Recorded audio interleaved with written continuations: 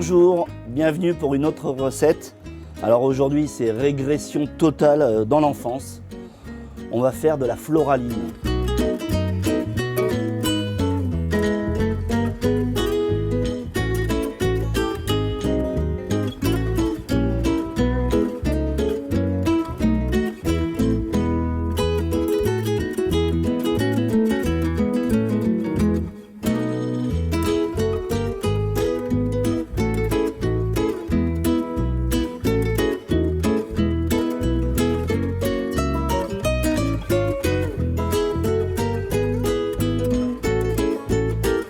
« 250 g de lait que je vais faire chauffer. À ce lait, je vais y incorporer un bâton de cannelle, quelques orangettes sucrées. On peut aussi y mettre un petit zeste de citron frais. Un petit peu de bois d'anis. Si vous n'avez pas de bois d'anis, une anis étoilée ou même un petit peu d'anis en grains. Un tout petit peu de ras el hanout. Je vais y ajouter également une pointe de curcuma pour la couleur et une pointe de cardamome. Donc voilà, on est sur un lait très épicé et j'ai envie de dire on fait un peu appel à sa créativité, à son imagination.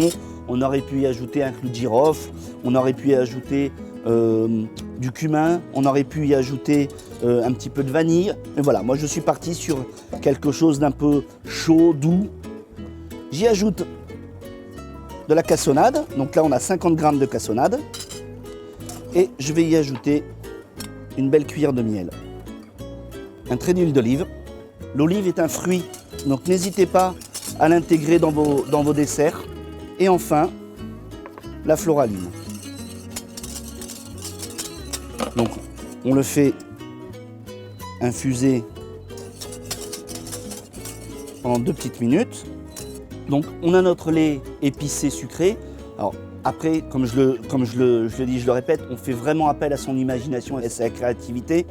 Par exemple, vous mangez une clémentine, au lieu de jeter la peau de la clémentine, vous la nettoyez, vous allez enlever cette partie blanche que vous avez qui donne de l'amertume, vous gardez les peaux de clémentine et vous pouvez les mettre à infuser dedans.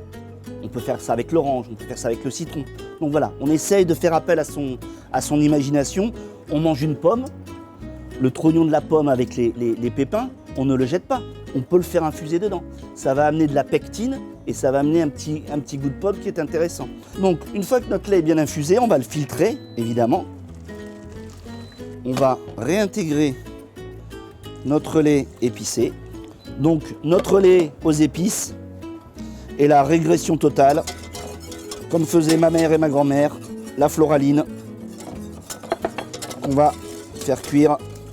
Et donc quand je remue, je fais ce qu'on appelle un 8 dans la casserole. Alors vous allez me dire pourquoi un 8. En fait, le fait de faire le 8, vous allez dans tous les recoins de la casserole. Donc la floraline est prête.